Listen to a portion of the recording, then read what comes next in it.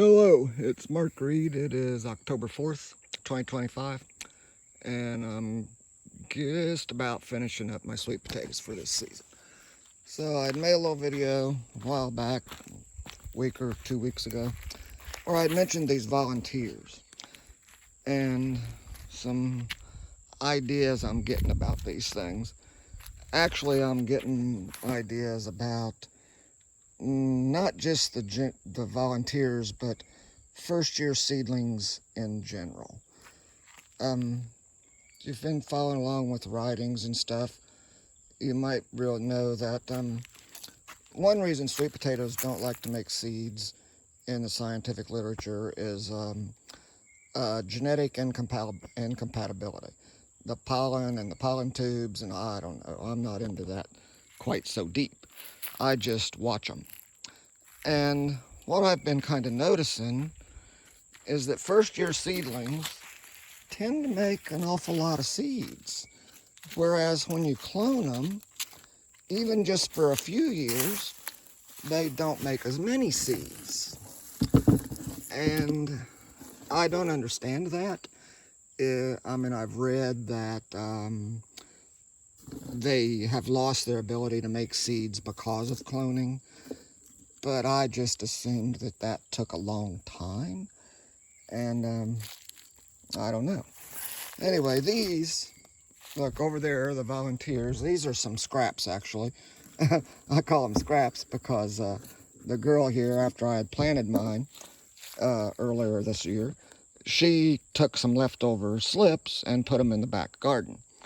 She did it late, and they actually produced better than mine did. That one's got me a little stumped, but I think I know the reason.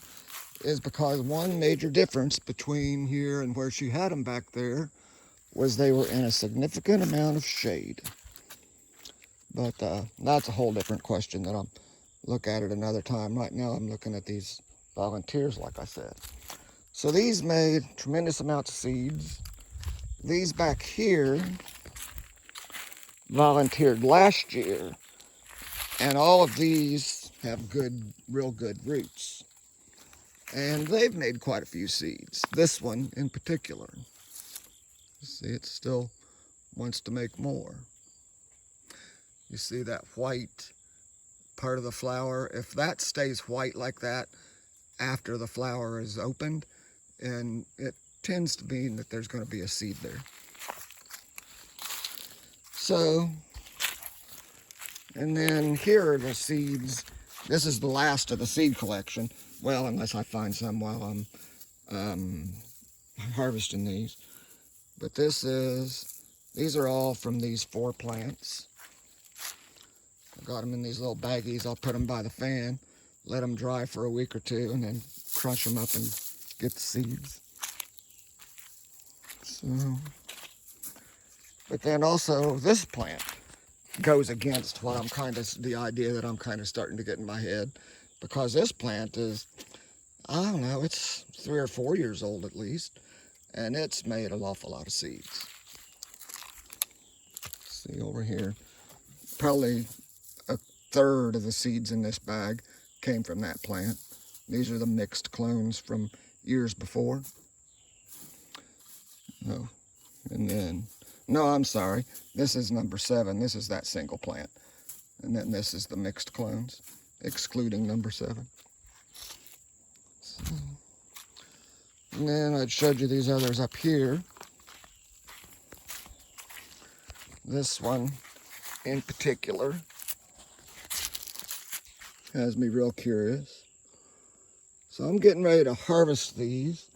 If I knew how to edit the software, edit video, or if I had the software for it, I would link them together, but I'll just post them as 2 different ones. So I'm going to turn the camera off and get these out of the ground or out of the buckets and see what I got. Bye.